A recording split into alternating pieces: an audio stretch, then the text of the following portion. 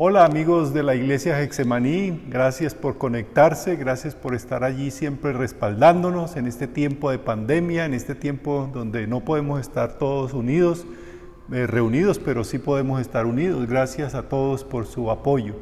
Estamos en una serie que se llama Creer y Vivir, Creer y Vivir. Y si usted no ha estado con nosotros en esta serie, le decimos que esta serie de enseñanzas está basada en un pequeño libro que realmente es una carta que escribió Santiago y aparece en el Nuevo Testamento, allá al final del Nuevo Testamento, al final de la Biblia.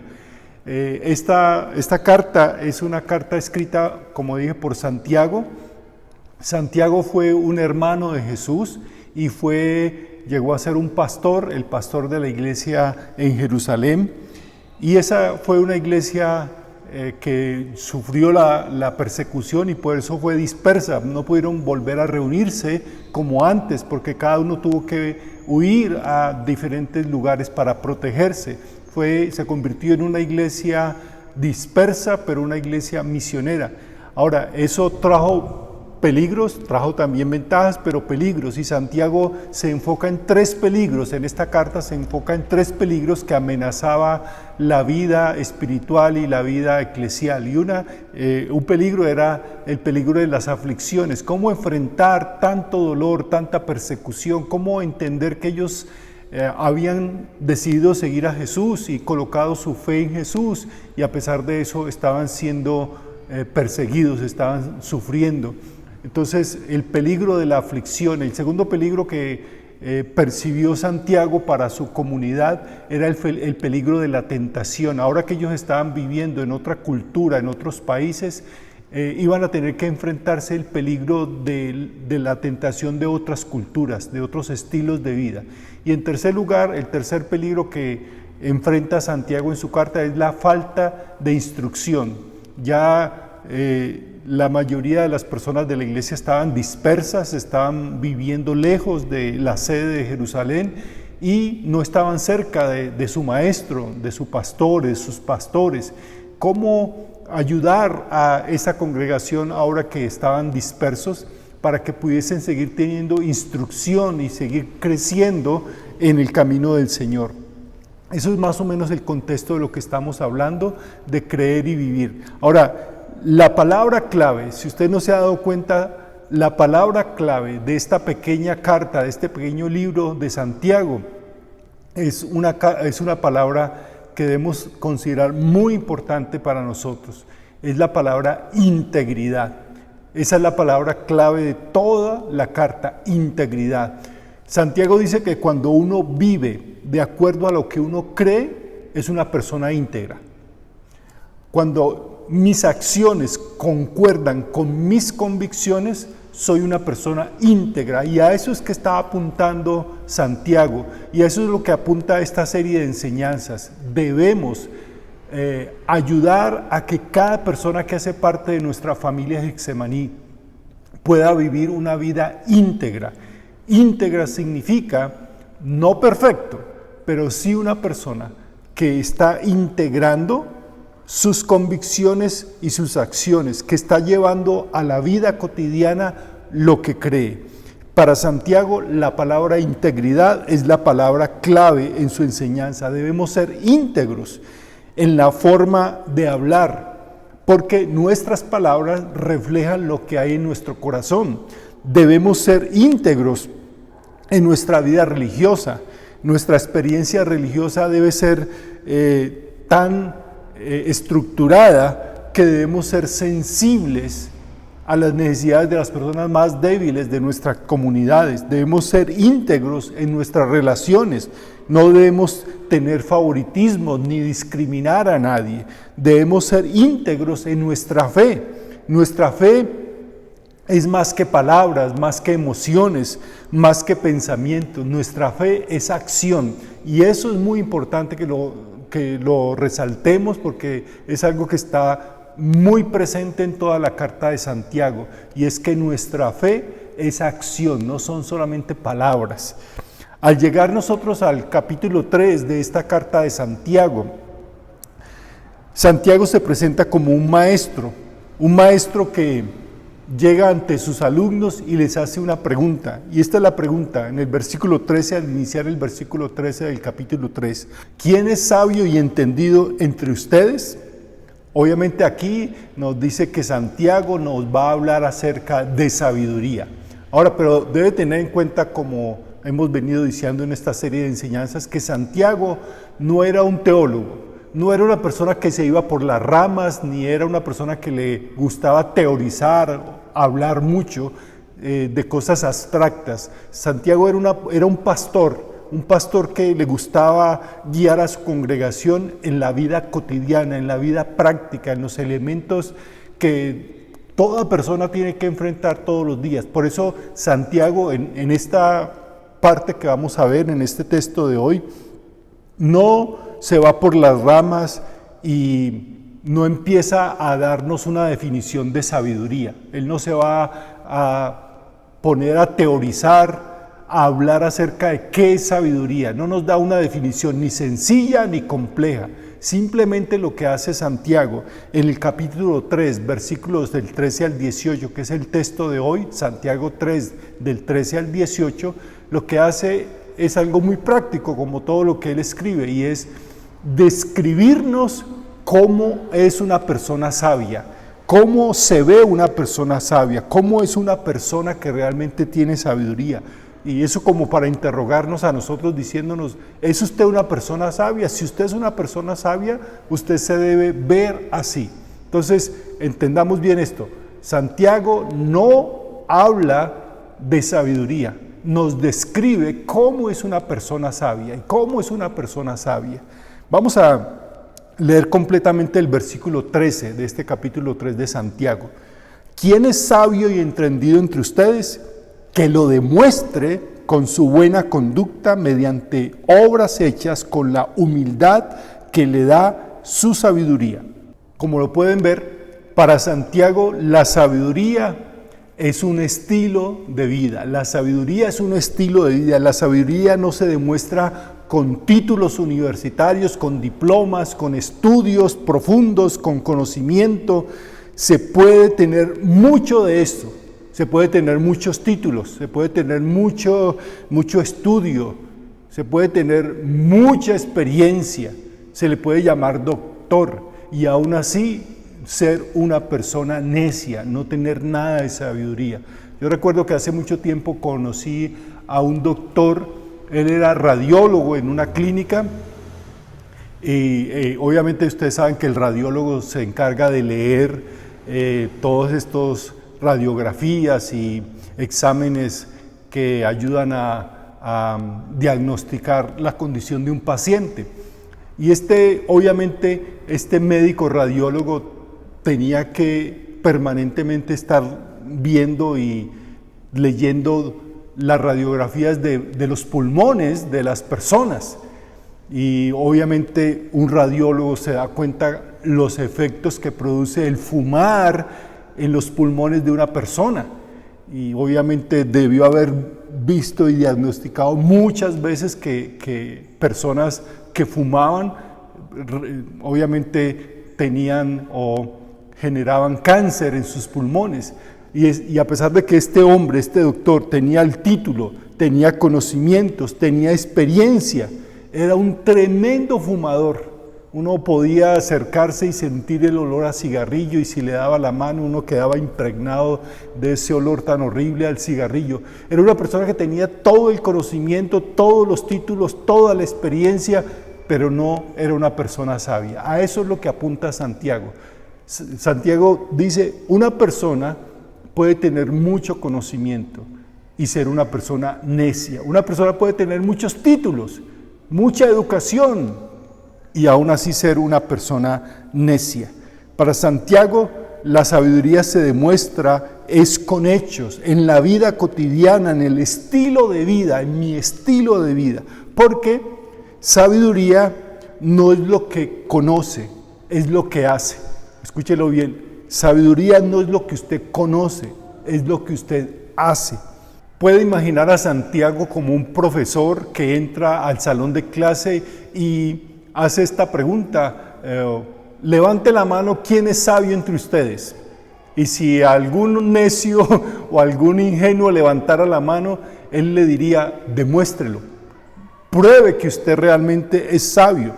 Porque para Santiago la sabiduría no era un asunto de títulos o de palabras, sino un asunto de mi vida cotidiana. Para Santiago es claro que el conocimiento produce orgullo, pero la sabiduría produce humildad, humildad en mis relaciones, en mi trato, en mi vida cotidiana. Ahora, ¿recuerdan que hace unos días atrás, en una de las enseñanzas anteriores, en el capítulo anterior, Santiago habló de que había dos tipos de fe, una fe real y una fe falsificada, una fe ilegítima? Bueno, hace lo mismo aquí en este capítulo 3 sobre la sabiduría. Él describe que hay una sabiduría que es real y una sabiduría que es falsa. Una sabiduría real que proviene de Dios, proviene de arriba, y una sabiduría humana, terrenal, y la llama diabólica. Escuche cómo la describe él en los versículos 14 y 16, esta sabiduría que es falsificada. Pero si ustedes tienen envidias amargas y rivalidades en el corazón, dejen de presumir y de faltar a la verdad. Esa no es la sabiduría que desciende del cielo, sino que es terrenal, puramente humana y diabólica. Porque donde hay envidias y rivalidades, también hay confusión y toda clase de acciones malvadas. Esta sabiduría que Santiago llama como sabiduría humana o terrenal o de abajo o aún diabólica, es una sabiduría que produce todo tipo de desórdenes, de problemas, de caos, de confusión, todo tipo de problemas en la vida cotidiana, en las relaciones entre nosotros. Miren, en nuestro país, en Colombia, hay mucha falsa sabiduría, esa que destruye, esa sabiduría que mata, que roba, que miente, que traiciona, esa sabiduría que nos da esa abundancia de corrupción, de maldad que hay en nuestro país. En nuestro país sobra esa falsa sabiduría, esa que nos hace pensar que compartiendo memes o tweets o falsas noticias el país va a cambiar. No, el país no va a cambiar simplemente porque usted escriba un tweet o mande un meme, comparta un meme o una falsa noticia. Mira, a nuestro país le hace falta muchas cosas, le hace falta paz, justicia, honestidad, igualdad, oportunidades, pero sobre todo lo que le está haciendo falta a nuestro país es la sabiduría que viene de arriba, la sabiduría de Dios, esa auténtica sabiduría, la sabiduría que es un regalo de Dios para nosotros. Ahora, luego Santiago, después de describir cómo es la falsa sabiduría, esa sabiduría que destruye, que causa divisiones y pleitos entre las personas, Santiago pasa a describir cuáles son las características de la verdadera sabiduría, de la sabiduría que viene de Dios, de la sabiduría que viene de arriba. Así la describe en el versículo 17, capítulo 3 de Santiago, versículo 17. En cambio, la sabiduría que desciende del cielo es ante todo pura y además pacífica, bondadosa, dócil, llena de compasión y de buenos frutos, imparcial y sincera. Vamos a echarle una mirada a las características de la sabiduría divina, la sabiduría que viene de arriba, que describe Santiago. En primer lugar, la persona sabia, que tiene sabiduría real, el sabio es íntegro. Recuerden, integridad es la palabra clave de todo lo que escribe Santiago. Por eso dice, es ante todo pura. La sabiduría real es pura, es íntegra. Las personas sabias son íntegras. Recuerden, integridad significa que yo vivo de acuerdo a lo que creo, que mis acciones concuerdan con mis convicciones, que mis palabras son acordes con mis creencias. La segunda característica de la persona sabia es que es pacífica. El sabio es pacífico, como dice, además pacífica. Las personas sabias trabajan para mantener la armonía, no andan buscando pelea. Conoce personas que siempre están discutiendo, que compran peleas, que siempre están causando divisiones y riñas y discordias entre las personas. Esas personas son necias, así las llama Proverbios. El escritor de Proverbios dice en Proverbios 23, evitar la pelea es una señal de honor. Solo los necios insisten en pelear. Solo los necios insisten en pelear. ¿Cuánto cambiaría en nuestra vida, en nuestras relaciones familiares, en nuestro trabajo, aún en nuestro país, en toda esta convulsión que estamos viviendo, si tuviéramos en cuenta lo que está diciendo aquí la Biblia? Solo los necios insisten en pelear. La tercera característica de la persona sabia es que es considerado. El sabio es considerado, como lo dice allí, es bondadoso, como se traduce en otras versiones, amable.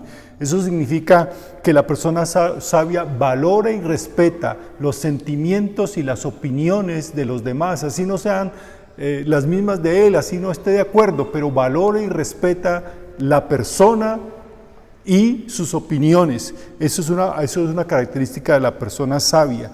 En cuarto lugar, el sabio siempre está dispuesto a aprender. El sabio siempre aprende. Es la palabra dócil. ¿Sabe? La palabra dócil, esta palabra que utiliza Santiago aquí, dócil, es la única parte en el Nuevo Testamento que se usa esta palabra, dócil. Y no significa sumiso, como algunos piensan, o resignado. Realmente lo que significa la palabra dócil en griego es razonable, es decir, una persona dispuesta a escuchar, dispuesta a aprender, una persona que está dispuesta a escuchar consejos, a dejarse guiar. Lo diríamos en una forma más abierta y no es una persona terca. La persona sabia no es terca. Si usted es terca, no es sabio. Si es sabio, no es terco. Así lo describe Proverbios 12:15. Proverbios 12:15. El necio cree que lo que hace está bien, pero el sabio escucha consejos. El sabio escucha consejos. El sabio siempre está dispuesto a escuchar, a aprender otra manera de hacer las cosas. La quinta característica de una persona sabia es que el sabio es compasivo. El sabio es compasivo. Está lleno de compasión y de buenos frutos. La sabiduría está llena de misericordia y eso hace que pensemos en que una persona sabia no está continuamente repitiéndole o recordándole los errores del pasado a los demás para echárselos en cara. No, una persona sabia perdona y deja el pasado en el pasado. No está continuamente refregándole en la cara los errores a los demás. Eso es lo que quiere decir aquí Santiago de la persona sabia, que es compasiva. Y en sexto y último lugar, el sabio es sincero y utiliza dos palabras, imparcial y sincera. Y esa es una manera de descubrir a una persona sabia, que no trata de ocultar y disfrazar sus propias debilidades. Mire, la palabra aquí que utiliza, imparcial y sincera, esas dos palabras suenan muy parecido en griego y es de donde viene la palabra hipócrita. Es decir, una persona hipócrita es una persona que utiliza una máscara, es decir, que no se presenta tal como es, que siempre está aparentando. Santiago dice que una persona sabia no es falsa, no usa máscara y no trata de aparentar algo que no es. Si usted es una persona, y quiero hacer énfasis en esto, si usted es una persona perfecta, nuestra iglesia no es para usted. Si va a usar una máscara, esta iglesia no es para usted, porque esta iglesia es para personas reales. Y las personas reales tienen problemas reales, heridas reales, tienen problemas familiares reales, problemas económicos reales, problemas emocionales reales y pecados reales. Por eso en esta iglesia podemos ser reales y no tenemos que andar aparentando lo que no son, lo que no somos. Porque no tienen por qué aparentar, no tenemos por qué aparentar lo que no somos, porque nadie en esta iglesia tiene que ser juzgado por lo que es. En esta iglesia aceptamos a las personas, valoramos a las personas y amamos a las personas tal como son. Las personas sabias son honestas y son abiertas, sinceras. Ahora, ¿cómo se obtiene la sabiduría? ¿Cómo me hago yo una persona sabia? Bueno, Santiago